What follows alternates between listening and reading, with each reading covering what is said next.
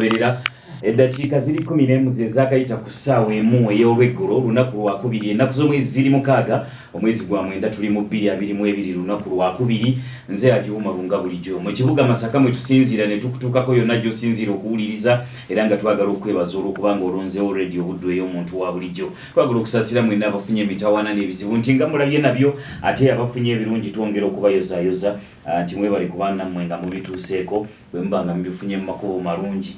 Olunaku olwaleero tulina ensonga eziwerako ze twagala okusomesa mu kibiina kyaffe kino.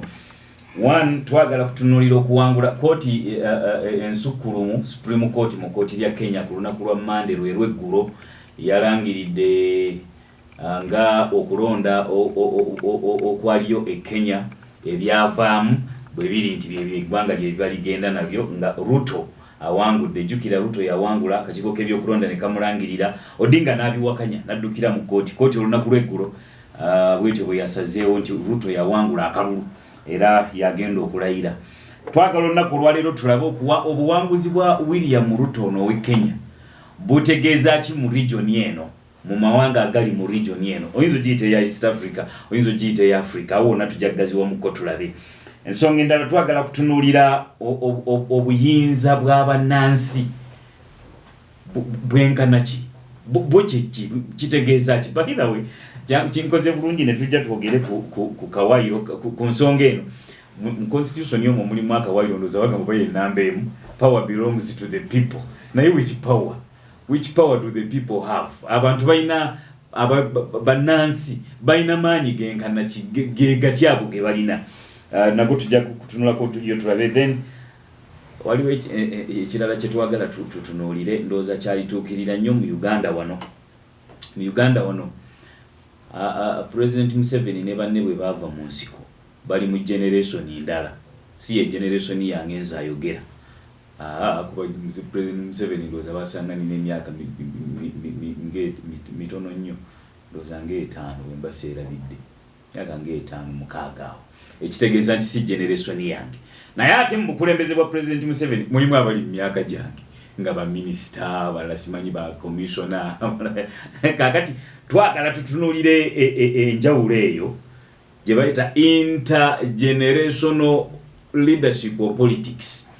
Ebyobufuzi ebyo oba obukulembeze obwo obugatta generations ez'enjawulo bukola butya, bubeera na advantage, bubeera na disadvantage ki, birungi ki ebikalimu, kabi ki akabirimu, kiva ku n'ensonga zonna. Mukulu Kizito mu studio mwali Mukulu Kizito sooka obuze kubatuwuliriza. Abatuwuliriza mbalamusiza mwenna n'okwebaza emirimu gye mutuusizaako engalo n'okusaasira bannaffe abafunye ebizibu bitali bimu nti tukwatwako wamu nabo n'okuyozaayoza abafunye ebintu ebirungi banga bifunye makuba amatuufu. Omukama Katonda yebala okubawa n'okwebaza abantu bonna batuwuliriza nammwe sebo Hajj Umar omulimu gwe mulinako Gwebyokulonda ensi omulimu gw'amaanyi nnyo ogw'obuweereza ati kubanga batugamba nti mu nsi empya mu nsi ey'omulembe modern society nti ebigenda okuyamba abantu okuva we bali okugenda ewala communication empuliziganya kati ate nga batugamba nti ensi yonna yafuuka kyalo kimu. Ate no communication is power. Simanyi oba ne mu Bible ekyafaayo kimu kiri naye waliwo omulembe ndowooza gwadda neerabiddemu yali kabaka kyowa whatever. Abantu bayagala bazimbe omulongooti batuuke ewa Katonda n'alaba nga bamuleeseeko amampaati n'agamba bano mbakwatewo okubalemesa pulojekiti eno n'abasala ku communication n'abakyusa ennimi awo ennimi we zajjira bagenda okulanga communication tebakyalina teri kigguka. Yes. So omutwe yaffe ojanjudde naye sebo njagala okutwala okusooka omukisa guno nga tunatandika okukozesa akazindalo kano okutegeeza abatuwuliriza nanye abali mu ggwanga lino abafaayo nti waliwo omwami bamuyita Kisa kya Mukama. Omwami oyo naye wano babadde mu campaign mabega yajja nga ayambadde ng'ava nti ava mu ofisi ya chairman wa movement ya president.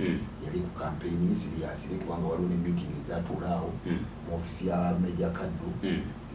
Yajja n'abantu 7 nkyajjukira nga delegation gyatambula naye mu Buganda okwetolera mu Buganda lwonna ng'atambuza amawulire ga chairman. Naye nze okwegamba ndiga kyemulabyeko omuntu wabukabira omuntu alowoleza mu mawanga ate bajja kuleeta obuzibu kubanga njukira ne mu lukiiko lw'omutwali yajja n'abantu 7 kwaliko abavubuka 2 n'abawala 4 n'abawala 5 naye bonna bwe yatuuka mu lukiiko yali awa kaddu amagezi namugaa nti omanyi nti meja nti bwobanga ofunye ekifo ekyobuvunaanyizibwa ofanga ku bantu bewammwe naga nti bano bonna bolaba bano bonna bewaffe egombo wa mu kyalo kyaffe noono nti bwobeera n'abantu bava mu kyalo ekimu tiwali muntu asobola kukulyamu lukwe kubanga onamanya nti bwobanga olina akalaba obulabu obukutuuseeko naye aba akola ki aba afiirwa kati kisa kya Mariya oyo kisa kya Mukama oyo yiga kati ebintu byagenda yogera mu ggwanga akalulu kaggwa yayogera ebigambo bingi nnyo nga vuma abantu bawano naddala mu region eno naddala Abaganda ng'agati basiru nze nayogera ebintu bingi ne Kabaka namuteekamu ne Katikkiro namuteekamu n'agamba lwaki mwagaana naye mujja kulaba oba muganya okuba Museveni akalulu Kasewala bamuwadde ate bwe bamwagala kulwana fakazanyo tukola ki tusinga okukola ki okumanya kati abantu balina omuyamanyega ne badde basirika kati nejuzi wano okufa kwa General Eltumwini era yakoze recording newunya n'okwewunya yakoze recording n'avuma n'ayogera Abaganda mujja kutulaba era mwe ne mulikola mutya temulifuga era mu abantu bawano biki n'ayogera ebintu bingi n'ateekamu Kabaka ne Katikkiro nga bavunaana tibana bubaka obuyoza okubakizoli n'ayogera ebintu bingi naye nga njagala tubeere tuteeke ensonga zino mu context nti Ojeno bwe yafa nze ku mutimbagano gwange ndaba amawanga gonna gaali geemulugunya abantu bonna baali baogera tebali Baganda bokka naye nze ndaba kyekiri kye nabagamba nti waliwo enteekateeka okwaisolating oba okuboola abantu bawo mu masekkati ekyo tukiraba kati ate yiga yabadde atambula ng'omusaseredooti kati watandika okwogera bwati nabanga abali mu gavumenti naddala bali mu ofisi ya president kubanga yali aga nti akolera chairman nga tebamunyeze kati kiba kitegeeza nti waliwo enteekateeka egenda okugabamu eggwanga ate yigagera nayogera mu recording eri nti baba Abaganda bagala kulwana akakazannyo ffe tukasinga okukamanya naye gwe yiga kamalo konsomozera lugumu kubuli ngazi yabeera mu ntalo oyinza okuba ng'oyogera bwogezi ku lutalo tomanyi kibayita lutalo oba bwabanga ayagala okutegeera kibayita olutalo ajje ewange ojja mutegeeza olutalo kyekiki ayinza okwanga alaba nti oluusi wakwate mungu bana nibakoya amasasa 2 oba meka n'amanya nti olutalo muganda wange gweyiga n'olutegeera kubanga sikakasa nti olulabeko olutalo ne mulwana okuva ku makya obudde ne buziba enkeera ne muddamu kamulwana n'ennaku n'omalako omwezi mulamba n'omulala emizinga givuga abantu bafa abantu bakola ki bw'oyogera bwogezi ku lutalo tolumanyi naye kati musanze ebintu biwedde mumugenda okuleta ttabu abantu firimu zezibalimba si firimu kwekubalimba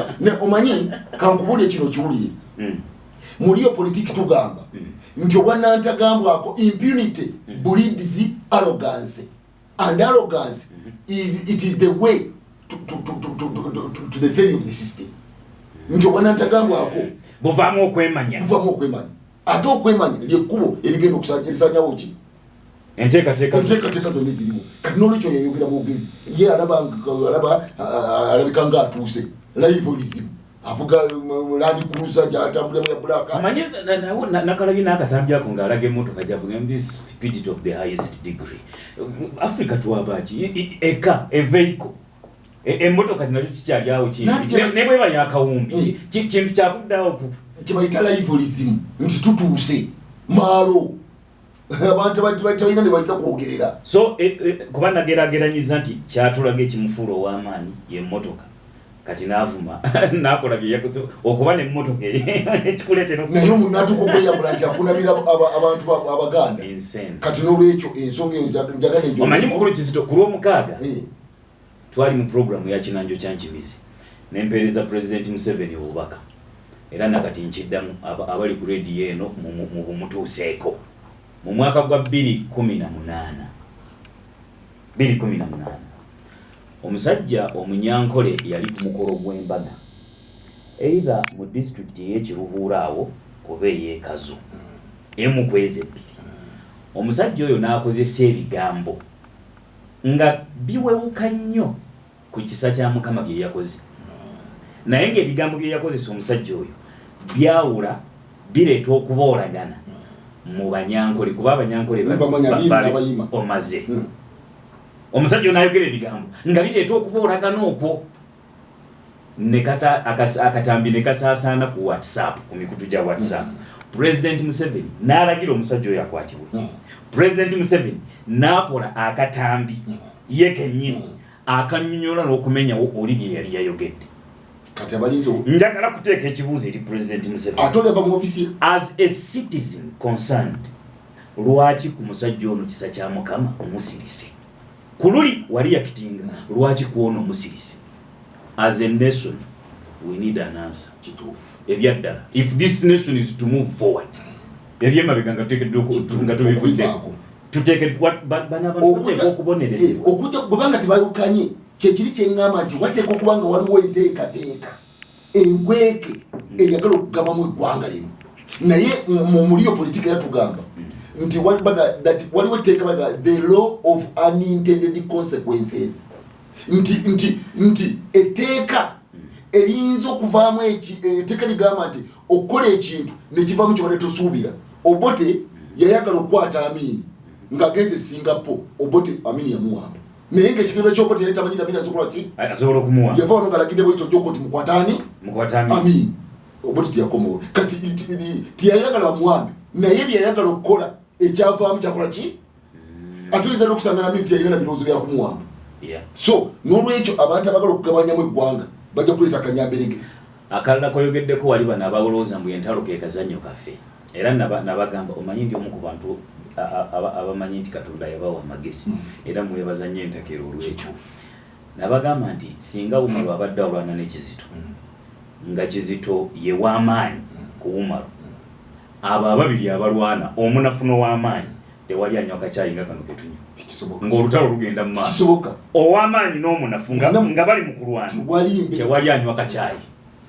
Kati odekanga kwewaana nti tujja kulwana. N'olwekyo ensonga etwagala tugitwale ng'ensonga nkulu nnyo, si nsonga ya kusiriikirira, ensonga nkulu eyina eyeetaaga ebibuuzo ebiddibwamu.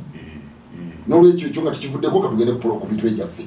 William Ruto yawangudde akalulu. Ekisooka sebo owekitiibwa Kapiteeni Honorable Mulindo abiri maaso seddume y'embuzi yagiweereza. Tumaze emyaka ebiri nga twogerera badde bampulira nga nze ntegeeza bannayuganda nti William Ruto agenda kuwangula Uhuru ne gurupu ye naye nga bantu bakikkiriza. Mbadde nkyogera consistent okumala ebbanga ddene. Kati abawuliriza ekibiina kyaffe njagala mutegeere kubanga kikiri kye nabuuza nti omusonzi n'omuwanuzi w'ensonga kumanya kwe kukomawa kwa kyalo kwa muluka kwa gomola kwa nsina ebiringanga ebyo. Kati n'olwekyo Honorable Mulindo abiri mu maaso omu ku basajja bakagezi munya bali wano mu ggwanga. Musajja mumanyi era nabagenda mu ansa ge ne muzidde bebadde basetinga agenda bamaluyombo abo baani abo basiwanga lwanga abo Mulindo abo. N'olwekyo yaga nti Kizito nkuyingiza mu kitabo ky'abasajja nyongedde okuyingiza mu bantu abamanyi abakengiwala. Kubanga namukubye badde dibeti yamanyi nnyo era bamweko kubanga bonna badde yamanyi nnyo n'enkoko mu segonga bazineta buli wamu badde dibeti kubanga nabagamba authoritatively ng'abakolera scenario. Kati njagala okutegeeza basebo ne bannyabo omukulembeze yasetinga agenda. Omukulembeze ayinza okutambuza eggwanga ng'atambuliza ku bukabira. Omukulembeze ayinza okugatta eggwanga. Omukulembeze ayinza okukola ekintu kyonna singa omuntu abanga mukulembeze especially nga alina influence. Kyovudde olaba ne President Museveni bwe yajja wano tiwaliwo kintu kyanjawulo. Waliwo pulezidenti, waliwo bapulezidenti, baprime minister, bakulembeze ne lwaki amadiini amawanga n'ebiringanga ebyo byali byebitambuza eggwanga byebimamidde wano kuwamba abakazi n'ekiringanga ekyo. Omukulembeze kasitajja n'awa abantu guidance bagigoberera. Okitegedde ekyo. N'olwekyo omukulembeze yawa abantu kyokkola. Omukulembeze wabanga wa Kabila n'abantu bava mu Bukabila. Abantu babira ba Kabila. Ruto yagamba abantu mu 2013 nga bamaze okuwangula bakawangula. Ewiki emu n'agamba nti ebyobufuzi mu Kenya bigenda kukyuka. Yayogera mu Kiswahili yagamba nti mujadala ya siasa etegeuka nchini Kenya. Nti ebyobufuzi engeri gye bitambuzibwa mu Kenya bijja kukola ki? Egenda kukyuka. Ejja kukyuka nga balooza nti asaaga. Kati Ruto asetinze ebyobufuzi mu Kenya kubanga banaggaga ne babilioniya abadde ba dynasty badde bafuga abantu nga beesigama mu mawanga nga bakwatayo omuntu mu ggwanga lino ne bakwatayo ba kingpin abamawanga ne babaleeta wamu kati nga bebasalirawo wali era ne bakiteeka mu bantu nti ng'oyagala ogenda maaso olonda wa ggwanga lyo yokka ne bwanga oli mwavu mponga byoya kubanga mu Kenya bw'ogendayo abannansi ba Kenya baavu mponga byoya tibalina kye balina n'ensi yabwe bannansi n'ensi yabwe nga Amerika omutuke Nairobi izo gantoli Bulaya naye nagame embere ejja kukola ki ejja kukyuka natandika okuteekateeka okugatta muzebi ofiisi nga sibya Kabila era olwaleero mu Kenya kasooka n'abazannya akalulu mu Kenya yokka kubanga abantu baga nti abantu balwanye mu Kenya ne bajja kitegeera lwaki tebalwanye mu Kenya esawa eno gyosanga n'abajaluwo nga baga nti Ruto tumukkirize abeewa wamaani n'osanga mu Kolya mu Migoli mu Nyanza mu bajaluwo nga yafunyeyo mu Kolya West ne Kolya East yafunyeyo 67% mu bajaluwo ne babaka ba parliament bavayo nababe n'ensi yonna nagati yafunye abantu ebitundu mu kaunti 39 obuwagizi okutuuka ebitundu 25 naye ate ne mu bitundu biri ebirala mu kaunti endala ezasigaddeyo 7 yafunyeyo ebitundu ebiri mu 10 oba 5 oba 3 kwega ensi yonna yakoze eki kubanga yaleese agenda yabyanfuna ekwata ku muntu munaku naga nti omunaku bwo omunaku omukyoli omunaku omulugwala omunaku omukamba omunaku omujaluwo omunaku Somalia omunaku omukyukuyu tumire kimwawukana n'olwekyo ensonga yaki kwe kuleeta ekintu kibata hasara naga hasola abantu abafuba abatuuyani abatalina gye bava n'abalinganga nti bayinza okusalawo era basazeewo kati n'olwekyo ekyo kya akiresi amaze ebyobufuzi obijja mu Kabila era katulaba bonna bajja oli Somali katwagala okuleta kubati Kenya yona jira kati oyo eyagenda yagiseekenze amenyewo ebyobufuzi ebadde kumamide Kenya emyaka gyonna kati baze muki ku nsonga luli ade bagati omukyukuyu omujaluwo akituukiriza naye nga kituukiriza bikolwa era olaba bamwetolodde bonna nabadde bamulwanirira ggwanga lyonna lirina badwale Abasomali bano babado bani abakyukuyu bonna nga bamwetolodde kati ne bakidirivalinga ekyo kimu ekyokubiri era mu byofuzi Ruto atandise okukakasa nti ebyofuzi tebirina nannyini byo oba tewaliwo ogoga nti mu nyumba ya gundi bano be bafuga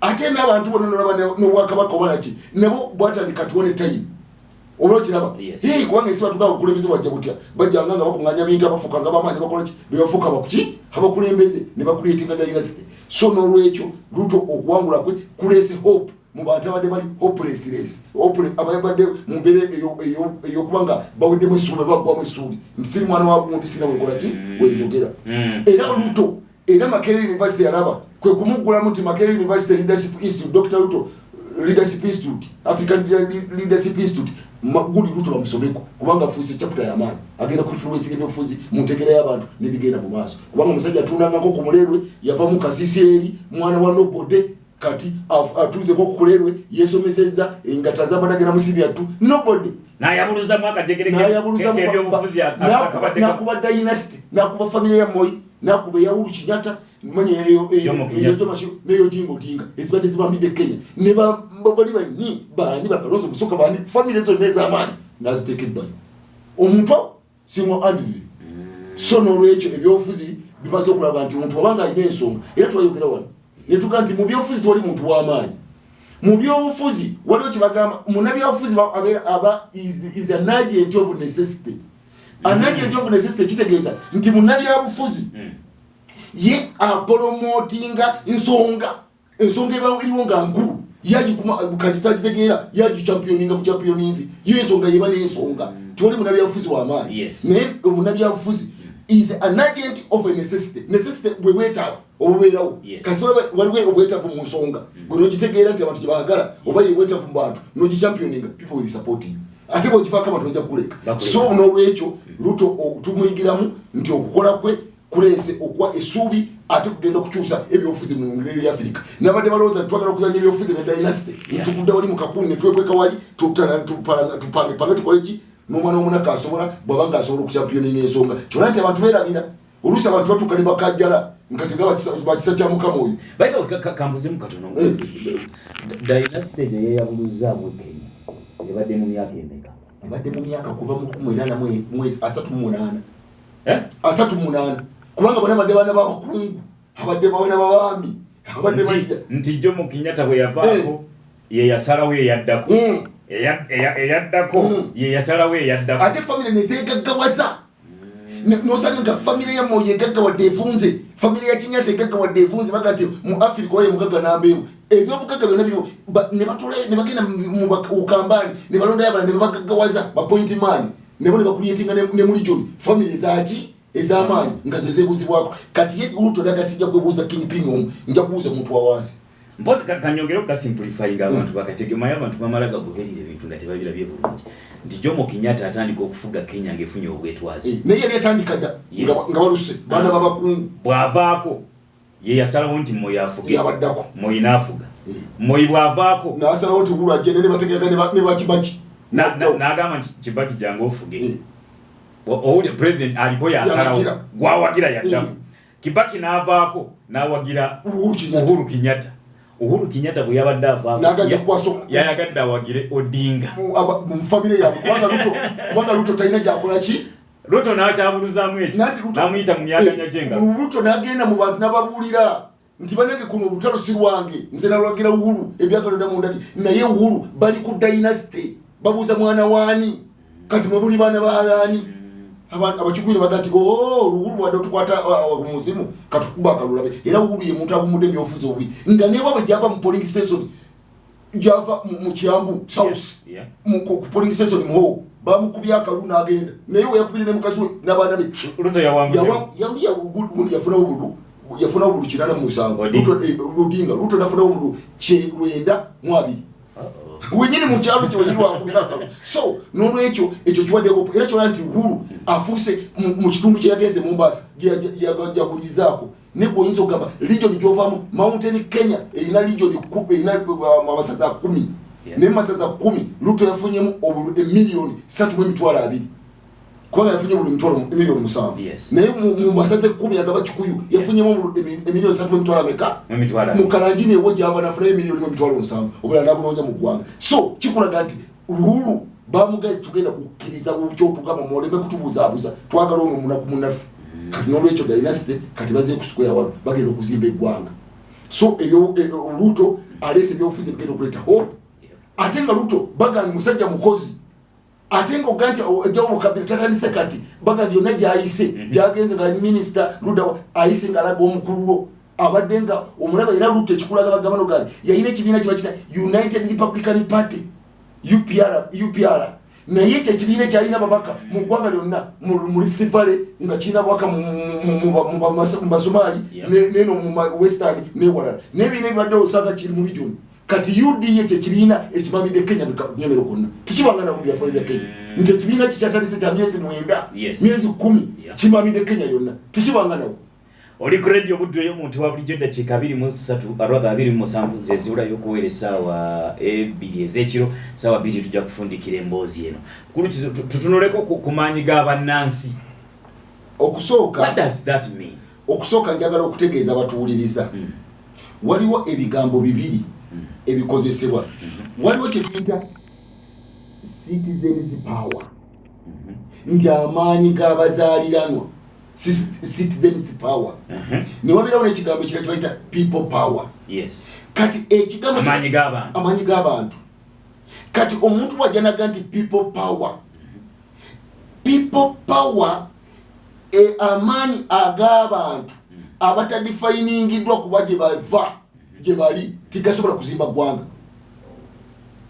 nti people power wano mu Uganda mulimu abantu waliwo abantu bannansangwa mulimu abantu abazze okukolamu obusuubuzi mulimu abantu abazze n'endowooza ez'enjawulo kati bwoga nti amaanyi g'abantu the people power tegasobola kuzimba ggwanga lyonna oba kitundu kyonna kubanga abantu balina endowooza za njawulo naye ekintu kye bagamba ekizimba ensi citizen power nti amaanyi g'abannansi ge gazimba ekintu kyonna kubanga buli muntu mu butonde bwe azimba gy'azaalibwa motherland kyokugana ne ssemateeka waffe egamba nti we the people of Uganda twagamba nti people power what bani which people from which angle which people of what interests nti bantu ki bavaawa kati amaanyi agazimba abantu tebati citizen power nti amaanyi g'abannaggwanga